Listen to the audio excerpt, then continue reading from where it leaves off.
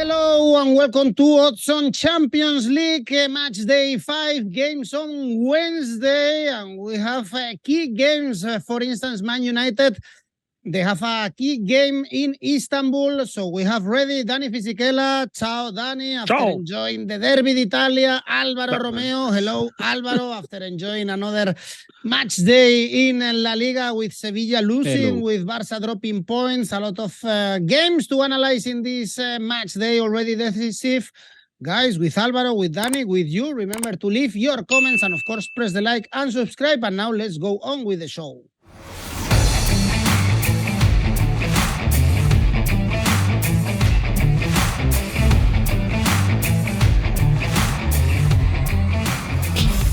And we still have this great offer with 1xBet. So if you are looking for a bookmaker to sign up with, register with 1xBet, you have here the promo code with Oddspedia, exclusive offer 130%. So in this show, guys, we are going to analyze Group A, Group B, Group C, and Group D.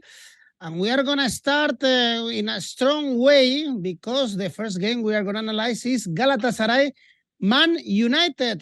This group is very interesting. We have Bayern Munich first, but then Copenhagen 4 points, Galatasaray 4, and Man United 3 points. So the Red Devils need to get a point at least here in Turkey. Galatasaray, they must win this game as well. So it's very, very interesting. The Galatasaray, they lost to Bayern and they also suffered the first defeat in Turkey a couple of weeks ago before the international break. They end the group in Copenhagen. For Man United, maybe it's even more difficult, Alvaro, because they end in at home against Bayern Munich. This group, at least they are coming from I'm not sure if it was a convincing victory, but a good victory against Everton, finally scoring 3 goals.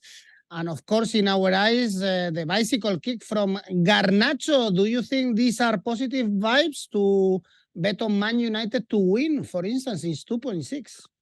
It's 2.6, yeah. One thing, I was doing this game yesterday, Everton, Manchester United, and the truth is that at the end of the game, we came to the conclusion that Manchester United hadn't found their best game yet, but they were finding the results. In fact, in the Premier League, they got 15 points out of 18, of the last 18, and that's a very nice way of buying time just to keep on working and trying to find the style that made Manchester United at least win many games last season. But so far, I don't think that Manchester United are that team yet. Yes, they are getting the results in the Premier League lately, but in the Champions League, they are behind. They are bottom of the group, and they concede many chances. And yesterday had Dominic Calvert-Lewin or Dwight McNeil or even Idrissa Gueye or Doucouré had a better scoring day, Manchester United would have suffered. But yesterday's game is going to be always remembered by Garnacho's goal.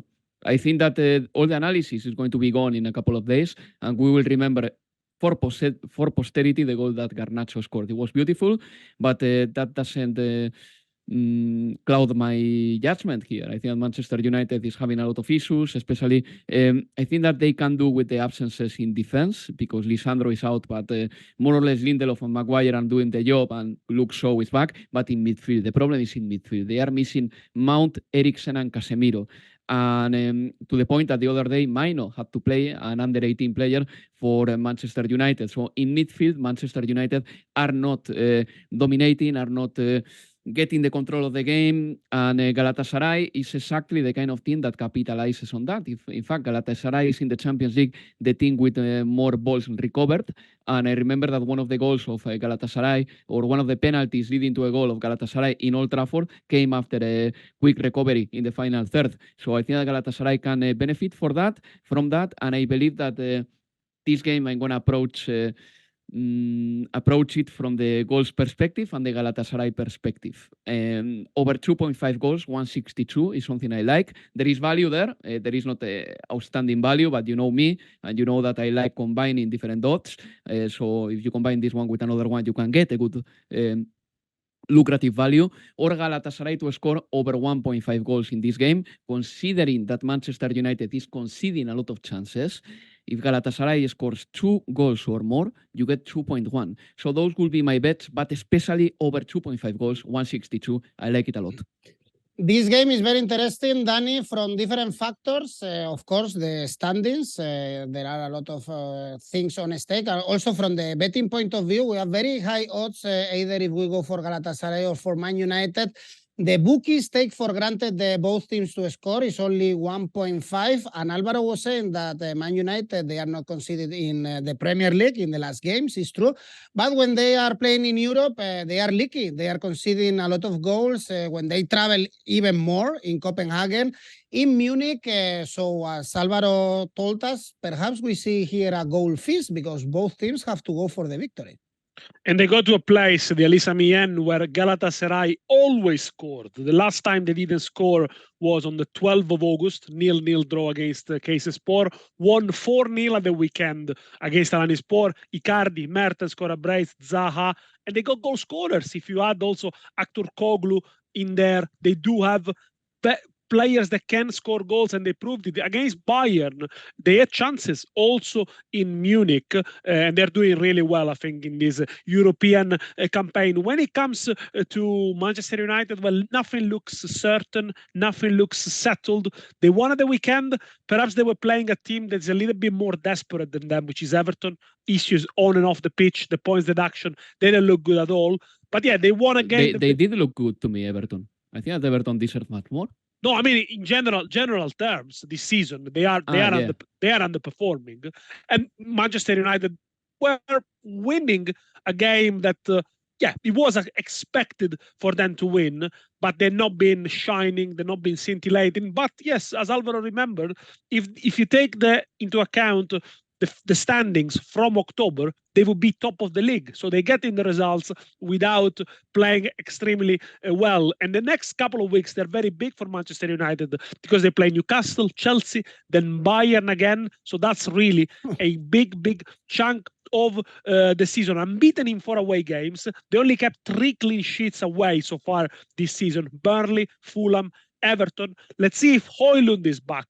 He's the top goal scorer in the Champions League, still to score a goal in the Premier League. But Manchester United domestically don't score many goals either, only 16 goals. That's the fewest of any side in the top 10 in the Premier League. So there are issues there as well. Let's see if a bit of confidence will help Rashford after the goal of the weekend. I think it's going to be goals. I'm going to go for over 1.5 goals in the second half, 180. Onana made a great save, by the way, to Dominic Calvert-Lewin, as Alvaro was saying before. There is always jokes around Onana, but he did make a good save. The bookies expect goals, as you guys, so over 3 goals pays only 2.03. Everyone expects goals. And my question is, which team is going to qualify here, Dani, in your opinion? I don't know. I think it's going to be tight because Manchester United plays Bayern Munich in the last game, and we know the German side they don't make you any gifts. I don't think Bayern Munich is going to go to Old Trafford wanting to lose that very good unbeaten record in the Champions League group stage. I think for United the problem is even if they get 4 points, they might not qualify. So it's really tricky. Very quickly, if Bayern takes it seriously until the end, that will be very good for Galatasaray, because Galatasaray has played 2 games against Bayern already, and even in this game, Galatasaray getting a draw wouldn't be too bad if Bayern takes it seriously, because in the head-to-head, Galatasaray will have the upper hand against Manchester United, because they won at Old Trafford. A draw now would mean that in the case of a draw, Galatasaray will go through, and in the last game, in the game week 6, Galatasaray has to play in Copenhagen. So a draw now and a win in Copenhagen, which is something that doesn't sound too crazy, would qualify Galatasaray. I think not mathematically exactly, but there is a high chance of that happening. So I think that the best thing for Galatasaray right now, and that's why I go for them to be second, is that they don't have to play against Bayern. Copenhagen and Manchester United do. Even with 2 draws, probably Galatasaray will go through if Bayern don't lose a game. So, of course, the odds are with Galatasaray, but they don't have to screw it up and at least get a point against Man United. And also be careful with Copenhagen because they are doing great. They are not the Cinderella of this Champions League. They are fighting. They beat Man United in the last match day, but also they put a fight against Bayern when they played in the Parken Stadium. They put a fight against Man United when they played in Old Trafford, and they are scoring goals. Dani, also they put a fight against Galatasaray, actually, when they played in the Ali Sami Yen. So I'm not saying that Copenhagen is going to take points from Munich, but perhaps we see goals in both ends, for instance. We'll see, because Bayern Munich at home, they got such a great pedigree, such a great history. They do take this game so seriously. And I think in that part of the world, the record, like something alongside, they won 28 of the last 29 home matches in the Champions League group stages. They do count. These are the sort of things that Bayern craves in. They're already qualified, of course. Only need, they don't need anything really to go through. And that's what they do every single year. 9 wins in the last 10 for Bayern after the shocking elimination by the hand of Saarbrücken in the cup. They don't look perfect. At the weekend against Cologne, they should have scored more goals. And Harry Kane said that after the game. But they look inevitable. They look like they're always going to score you goals against. And I think in a home tie, in a Champions League home tie, you cannot really think they're going to drop points here. Another record that is important for them, Muller will become the 19th player in history of the Champions League to play 150 games. So probably he will want to crown the moment with a goal. Again, records are important for Bayern. And score 43 goals in the Bundesliga. That was the new record for Matchday 11. Harry Kane, 18 goals in 12 games. Goretzka is back from injury. And perhaps we haven't spoken enough about Leroy Sané, 8 goals and 6 assists in the Bundesliga. Missed a couple, to be fair, on Friday. When it comes to Copenhagen, not the Cinderella of the group. I think last year experience helped them a lot. Let's not forget they were unbeaten in 3 games last season in the group stages. Lost 2-1 at the weekend against Viborg. They're still top of the league. I think Bayern is going to do the job here and going to win 2-0, 2-25. Copenhagen, they will have a great chance to qualify if they win the last game, depending on what Galatasaray are doing against Man United.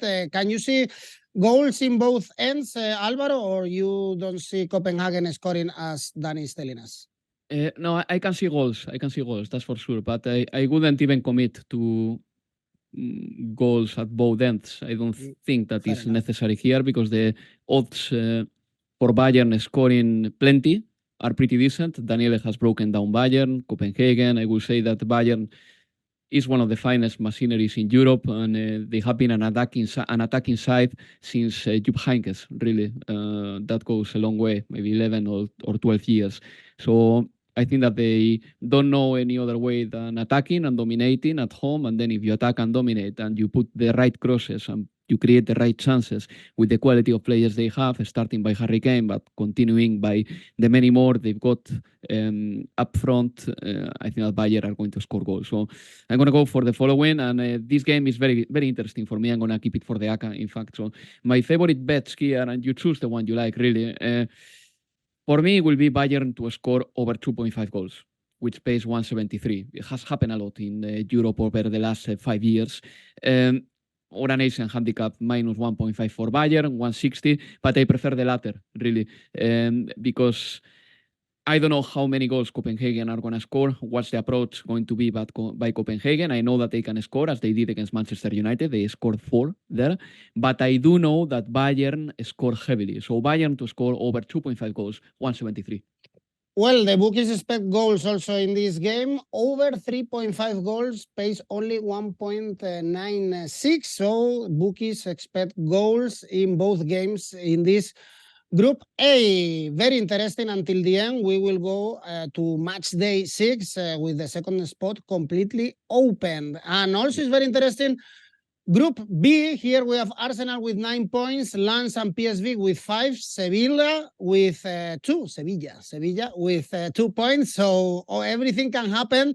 And the first game we are going to analyze is Sevilla PSV. And here we have great odds, in my opinion, if we back PSV, because Alvaro, I won't put my money on Sevilla, even if they are playing at home. Diego Alonso's numbers are terrible. I think we all thought that it was a mistake sacking Mendilibar in this way, and Diego Alonso is doing the things much worse. They lost to Real Sociedad. They look absolutely nervous. They are 15th in La Liga. That's why I don't trust this Sevilla, to be honest.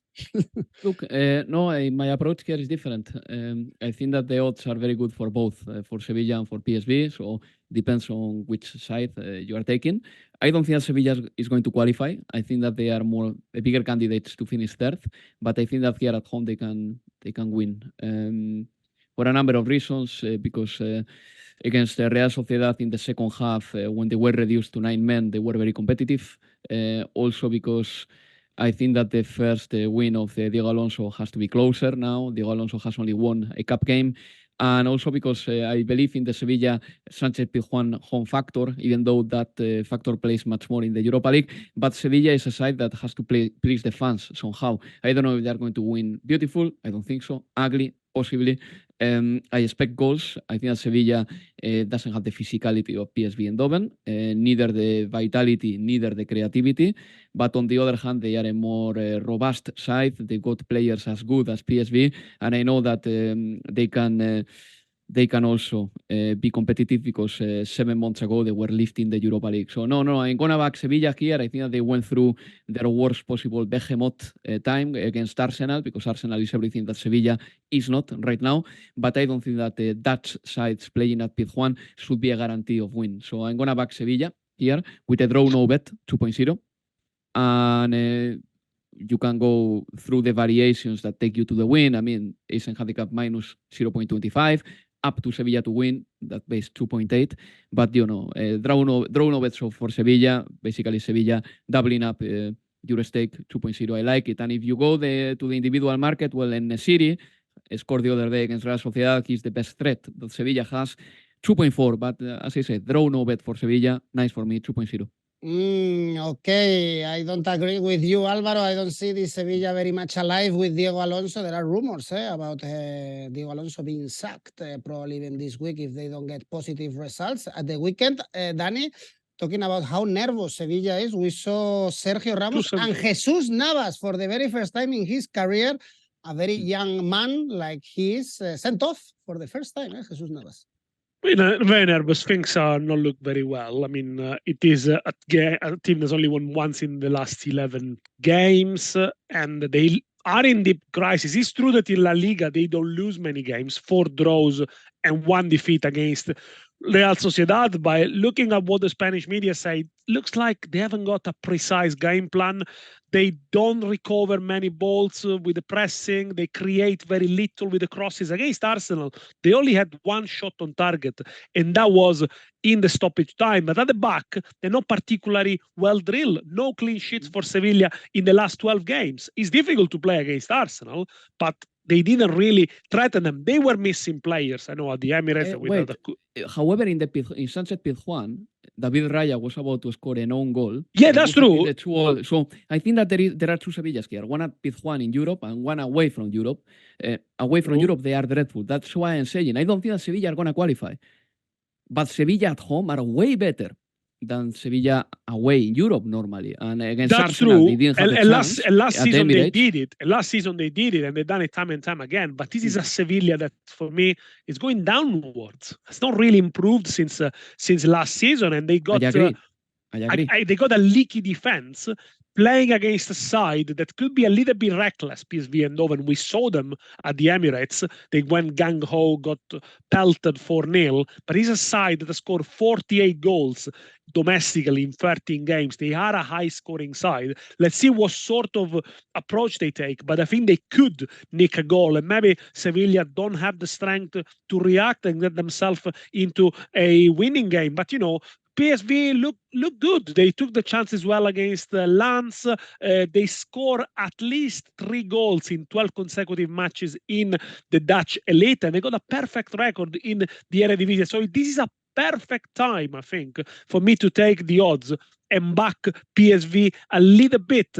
Sevilla should be without Lamela, without Suso. In the game against Betis before the international break, I think they were lucky to get a draw in the end. I'm going to go with PSV Eindhoven here. I'm going to go Asian handicap 0 for PSV Eindhoven, 195. If they draw, you get your money back. If they win, you win.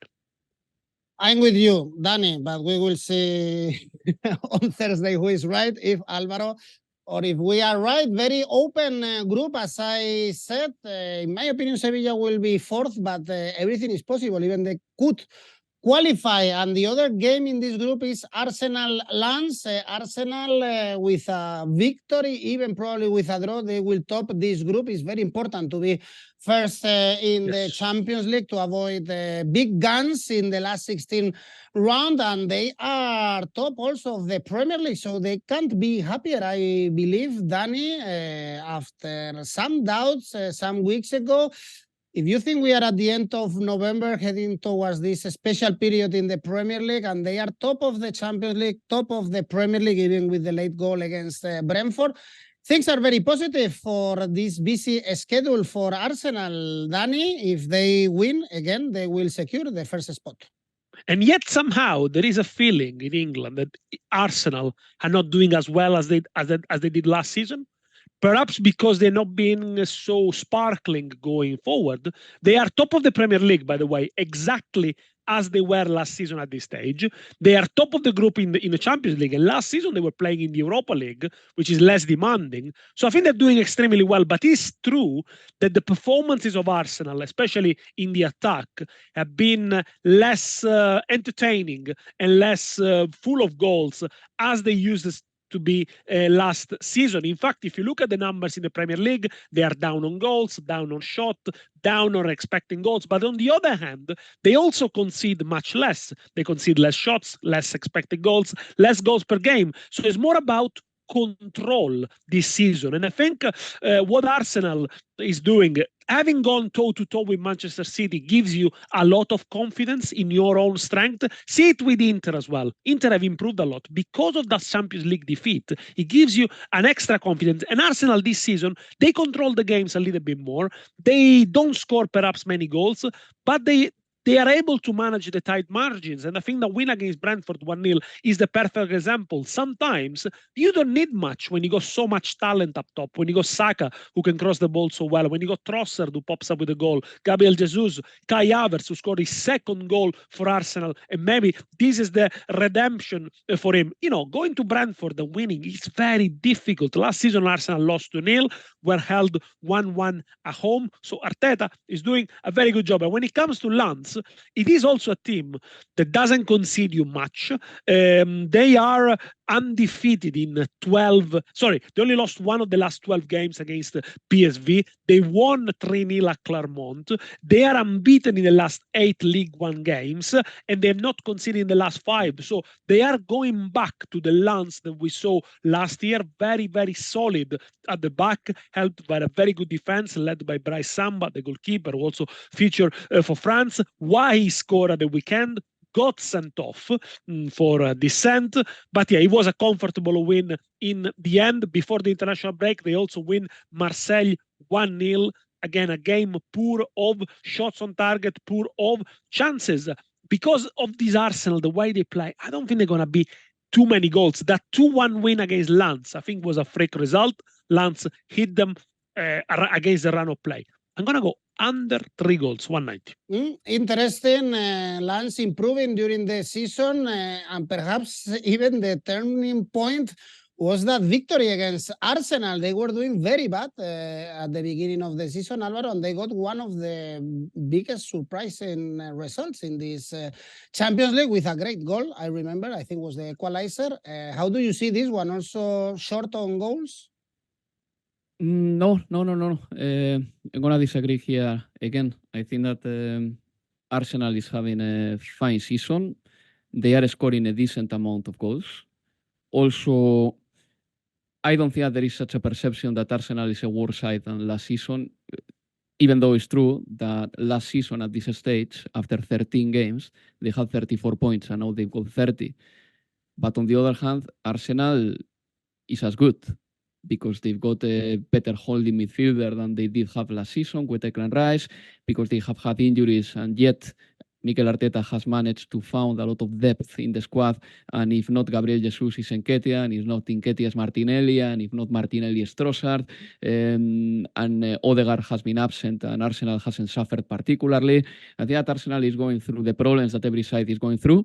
Injuries, difficult games, Champions League, 2 competitions, and they are competing and they are delivering. And the proof of that is that Arsenal is top in the Premier League and they are top in their Champions League group, which they should, by the way, because they've got a far better squad than Sevilla and Lens and PSV Eindhoven. And I think that they are going to win. And I have seen Arsenal scoring goals against Sevilla in the last 2 games. I have seen Arsenal at home beating rivals comfortably this season. It's true that, for example, against Brentford, they had to wait until the last minute goal from Kai Havertz to win the game, or last minutes goal of Kai Havertz.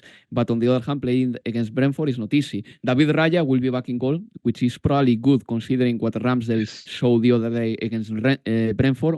Aaron Ramsdale has to be very confused because he knows that for him to play, he has to be good with his feet, and he's keeping the ball on his feet, but he's not good with his feet. And he was about to concede or to give away a goal against Brentford the other day. Good thing is that Raya is going to play. Good thing, better thing, but Raya is not my favorite goalkeeper either.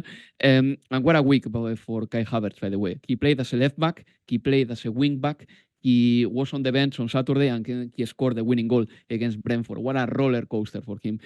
My bet here is going to be that Arsenal is going to win comfortably. So I could go for the halftime, full time, and Arsenal win the first half and keep the win in the second half. But I prefer an Asian handicap minus 1.5 for Arsenal, 196. And the biggest money for me, and the biggest stretch I can do with my finances will be Arsenal to score over 2.5 goals, which is the opposite of what Daniele says. That pays 225. But I am more than happy with the Arsenal Asian handicap minus 1.5. Also, Guilabogi is out for Lens, and I think that player is quite important in midfield. Actually, I wanted to highlight Alvaro, the opposite odds in this case, because Arsenal to win, the odds are not good enough, in my opinion. Is 1.3, very, very low. It's almost the same as Bayern Munich to beat Copenhagen at home. So, for instance, just to point it out, if you are backing Lens somehow, Asian handicap plus 1.5 pays same as you said for Arsenal, the minus 1.5. So it's around 2. If you think this will be a close game and Lens can keep it tight, Asian handicap plus 1.5 again pays around 2.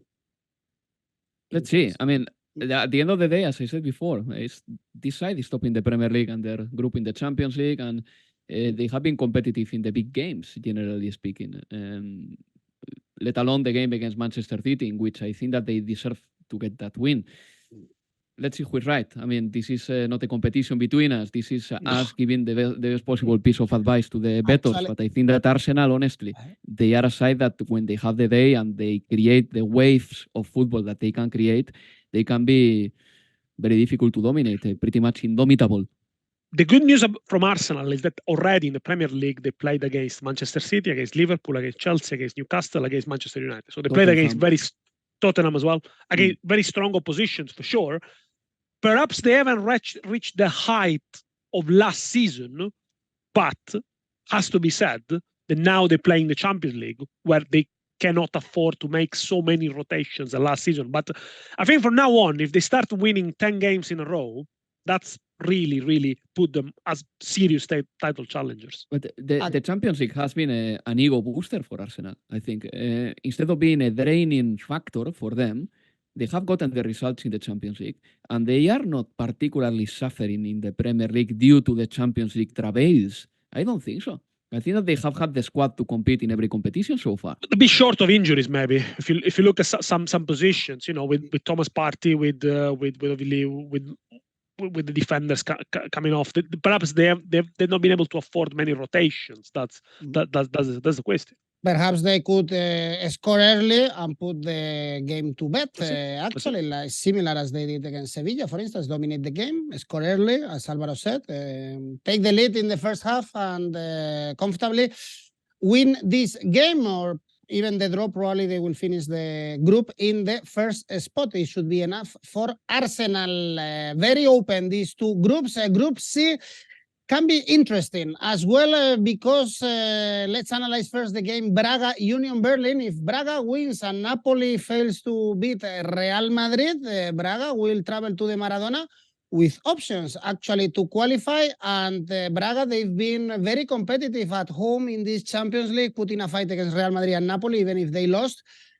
Let's see, Dani, if they can beat also Union Berlin as they did in Berlin, now with the new manager, with Nenad Bielica on the bench. Well, I mean, new man in charge, Marco Grote for Union Berlin. First female assistant, by the way, manager Maria Louise Eta, former Champions League winner. 1-1 against Salzburg at the weekend. Holland scored in the 88 minutes. One of the new signings. Really haven't seen much of them. The good news is they avoided the 10th defeat of the season. And they come on the back of the almost miraculous point they got at the San Paolo Maradona against Napoli when they managed to score on the break after a Napoli corner. And that highlighted the problem, all the problems that were with Napoli, and then led to the sacking of Rudi Garcia a few days after. I think what happens when the new manager comes in, the players want to show the new guy in charge what they are about. So normally, it's an old cliche in football. There is a new manager bounce, but I think yes, there is. They do improve. They do get better. Although of course, parting ways with the former Union Berlin manager who's been there for the last 6-7 years, I think is going to always be difficult. When it comes to Braga, I noticed that the Portugal Federation have been really, really clever this season because for the second time in a row, after an international break and before the Champions League round, they put the Taca de Portugal. Now, if this is a way to help teams competing in Europe being a little bit more competitive, because of course the city teams play minnows, it's a very clever strategy. Braga, but it's down to them to take it, Dani, because Arthur George played with Ricardo Horta, played with who was there the other day?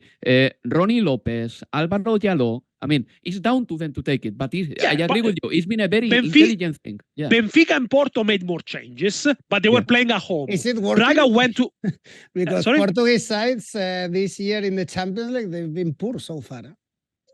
Yeah, but that's a very legitimate question as well. Yeah. That's true. That's true. But you never know. I mean, it's not a bad idea. Let's agree on that. It's not a bad idea if you want to, because there is a lot of stake ranking places in the next competition. It's a clever thing. Anyway, they went to Portimao, 1-1, Braga, and it's a scoring side. They score in all but one of their 20 games this season. Won 13, draw 3, lost 4, and the exception was Matchday 4 defeat away to Real Madrid. I think Braga are gonna go with the 3 points here. I like the Asian handicap minus 0.25, 193. If they draw, you only lose alpha stake. Alvaro, should we agree on Braga to win this game, or you think Union Berlin can make it? I mean, Edu, the money is brilliant. I think so. And the Asian handicap minus is good. It's good. And the Asian handicap minus 0.25, somewhere in the region of 2, is very good. If they draw, you suffer, have a lose. If they win, you win your stake, which is doubling up basically your investment. Then winning 222. That's very good as well. That's the best value that Oddspedia has found for us. And I'm going to focus as well on the goals market for a number of reasons. Number one, because as Daniele said, their scoring record is very good and they tend to score in every game. They even scored against Real Madrid, which, in the Champions League group stage, sometimes Real Madrid at some point slacks off a little bit slightly, but still, they scored 1 goal against Real Madrid at home, which is not a bad thing, in my opinion. And then they scored against Napoli as well in games that they lost. They scored, and I think that this one they are going to win it because Union Berlin won't have Bonucci, which I don't know if at this stage of Bonucci's career is good for Union Berlin or not. Yes. But Union Berlin has been the second side in the Bundesliga who has conceded more goals. Yes. And also they are the worst in the Champions League in passing accuracy and the worst in possession in the Champions League, which tells me that Braga will probably have the opportunity to dominate. Maybe they will prefer to have the chance to dominate or to have counterattacks, but Union Berlin, possibly the way they play, won't concede many counterattacks, but it will be a possession game by Braga, and I think that their possession game can end up in goals. So I'm going to back Braga to score over 1.5 goals. That pays 2.0. It's pretty good considering how many goals Union Berlin has conceded this season, and otherwise Asian handicap minus 0.25 for Braga. Braga needs to win to have a chance to qualify in match day 6. Union Berlin needs to win if they want to play Europa League, for instance. In February, Braga will hope that Real Madrid beat Napoli at the Bernabeu. Real Madrid depleted by injuries, Alvaro, but still doing the job. And now we have Rodrigo, a new star is born, making Neymar stylish goals. Both goals against Cádiz were brilliant. Bellingham kept scoring. So good news for Real Madrid after the break, even with all the injury problems. For Napoli, I guess Dani will analyze for us this new Mazzarri team. But Real Madrid to win is 1.9. The odds are good, actually. Yeah, that's the thing. I mean, the Real Madrid game for me is one of those in which I will put my eyes on straight away. I think that it's a very good game to bet, really. Very quickly on Napoli, first of all, new manager, Walter Mazzarri. They beat Atalanta in the weekend. They are in Champions League positions. The season hasn't been great, but on the other hand, they haven't lost the plot. It's true that they changed the manager because I think that the situation demanded that. And Kvaratskhelia keeps on scoring. He did score as well with Georgia against Spain. So there are a few positives, I guess, for Napoli, but there are more positives for Real Madrid, of course. And you mentioned the injuries, and there are many, because the players out are the following: Courtois, possibly Kepa, Militao, Tchouaméni, Camavinga, possibly Luka Modric, and Vinicius. That's a lot. And Benzema left in summer. And why do I mention Benzema? Because one of the key factors for success for Real Madrid in 2022 and in 2023 was the combination between Vinicius and Benzema. That way of attacking is no longer there for Real Madrid, and not even Vinicius will be ready to play against Napoli. So Real Madrid will have to find new ways of attacking. But against Cádiz, they did very well. And I think that the main difference between Real Madrid and Barcelona in La Liga, and I'm not making this comparison arbitrarily, I make it because these are the best two sides in Spain, is that when Barcelona has 4 or 5 injuries, you can really tell that their squad is what it is. They've got 18 or 19 first-team players, but they've got so many financial issues that they cannot pay more salaries. When Real Madrid has many injuries, like against Napoli, they will be able to field a team like this. And follow me. Lunin, Carvajal, Rüdiger, Álava, possibly Mendy, Kroos, Ceballos, Valverde, Rodrigo, Bellingham and Joselu. It's not that bad. It's not that bad.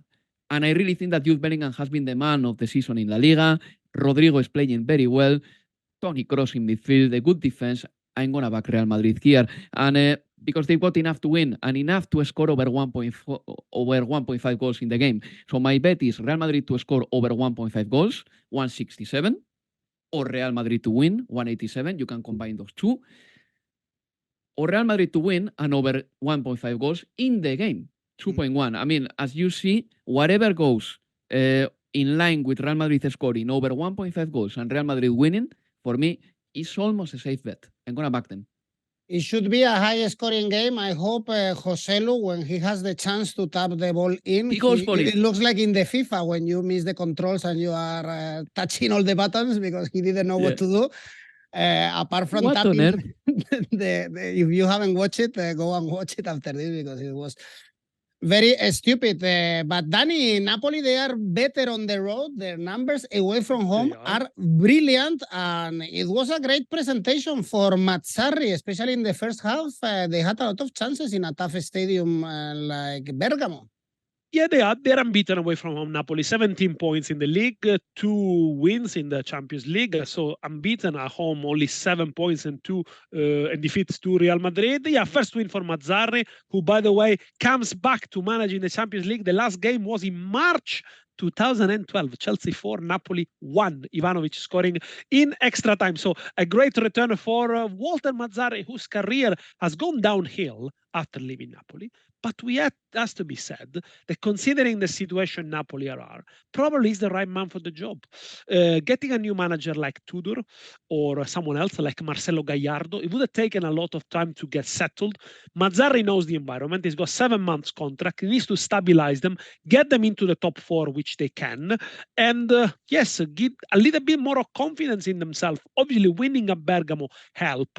It was a little bit of a smash and grab job because it's true in the first half they had chances. In the second half, Atalanta were much better. And then Carnesecchi, the goalkeeper of Atalanta, gifted the goal to Napoli. But the return of Osimhen is very important. Assist for El Mas. In the second half, Napoli were all camped in their own half. They threw the ball long to Osimhen, who kept occupied 2 Atalanta defenders. I would expect Napoli to be a little bit cautious, but of course, on the counter-attack with the likes of Kvaratskhelia, with Politano, with the same Osimhen, which I think will start, they could hurt Real Madrid. They only lost 2 of the last 16 Champions League games in the group stages, so they got a good record, and one of them was against Real Madrid, perhaps in a game that was a little bit closer than what the score sheet would have suggested. I think 2-1 Napoli were doing okay.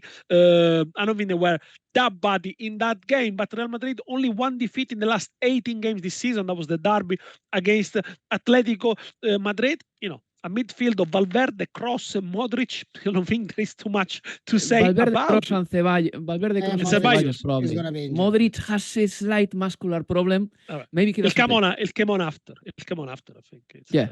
But I mean, it's still, it's not much. It's not much you can argue about it. There is also the option to play with Alaba, maybe as a holding midfielder. Yeah. So yes, I mean, Real Madrid will be absolutely fine. They will negotiate the group well. They will negotiate La Liga well. There is a Christmas break in La Liga. They will be fine, I think. And the next few fixtures for Real Madrid look comfortable. 1 for goals here. Over 2.75 goals for me, 189. If there are only 3 goals in the game, you win alpha stake. I have to say that Mazzarri looks great. I think he was very relaxed, enjoying life, because he looks exactly the same as in the old times. It looks like Alec Baldwin. Exactly. So yeah, it probably is Alec Baldwin. He's a nice looking man, I would say. He's having a good life, I guess, because he looks very relaxed when I saw him. Well done, Walter Mazzarri. Well, last group, nothing to play for in this group apart from the first spot, and it's very important. It's true, Dani, as I said. At the beginning, we have Benfica, Inter, and the odds for Inter are just great because the bookies place as favorite Benfica as Inter. And if we check the standings, Benfica, they've been doing really poorly in this Champions League. And Inter, Dani, is always very competitive, no matter where they are. So I would back Inter somehow, to be honest. The control that they got in games and the grip they got to games, it's undoubtedly one of the biggest assets of Inter, and it comes with confidence of that Champions League run last year. It was a disappointing Derby d'Italia against Juventus, as often these games are in Serie A. So Napoli last year were the exception. But Inter fall behind for the first time in Serie A, and they managed to get back into the game. They didn't panic, and that's what I like the most about them. Then I think they control the game so well. They will have regrets for not have troubled Szczesny a little bit more. In the second half, there were 0 shots on target, whereas you can expect it from Juventus. I think it was a little below par from Inter, but you know, it is a side that won 13 out of 17 games so far. They are top of the league, and yes, they look composed. They're a little bit short at the back with the injuries of Pavard, the injuries of Bastoni, still some issues perhaps up front. I'm not sure how much Arnautovic and Sanchez can contribute this season. So far, only 1 goal between the two. But this is a game where I think Inzaghi is going to make rotations, because on Sunday they travel to Napoli. I wouldn't be surprised if there are like 7 or 8 changes, because no matter the results of Inter or Real Sociedad, if Inter then beats Real Sociedad in the last game of the group, they will finish top. So this is a little bit of a gimme for them. Benfica, very poor. Haven't collected a single point in Champions League. At the weekend, they beat 2-0 Famalicão. They had a few chances. The goal came late. They score in stoppage time before the international break to beat Sporting. So they are top of the league. It's not all doom and gloom.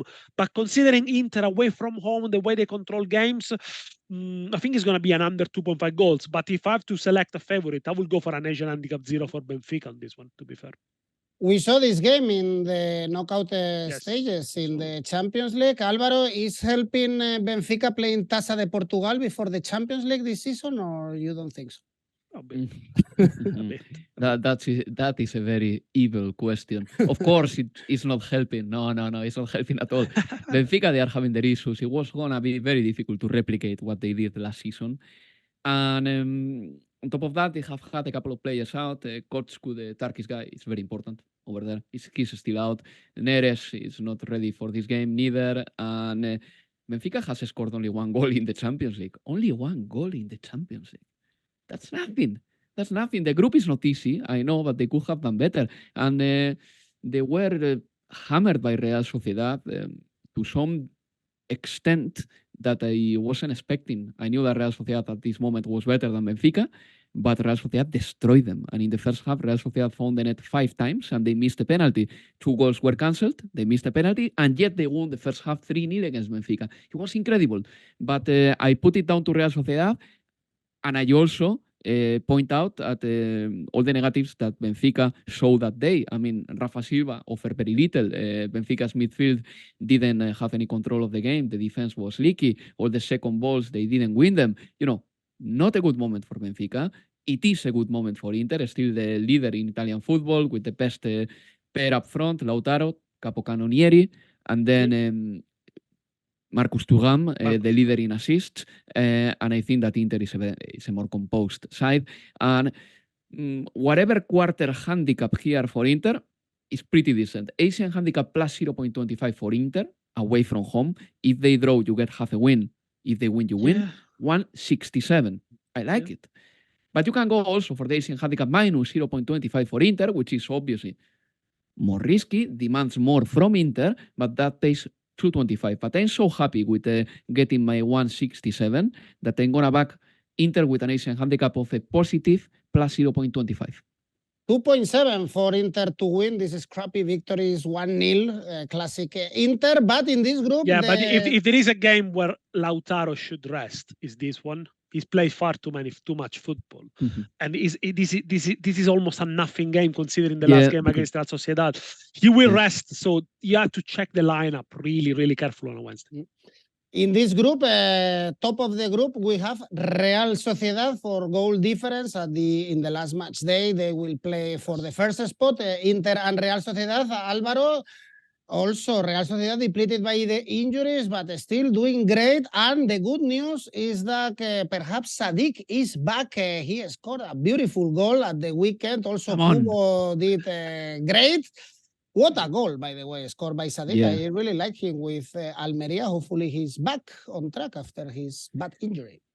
I really hope so, Edu, because I really feel sorry for those players who make a decisive career move, and probably the move of their lives. Sadik moving from Almeria to Real Sociedad in August last season, and he broke his ACL. And he's been out for a very long time, and it took him a lot of time to recover his somewhere near his best form, even though I think that Umar Sadik is still capable of improving much more.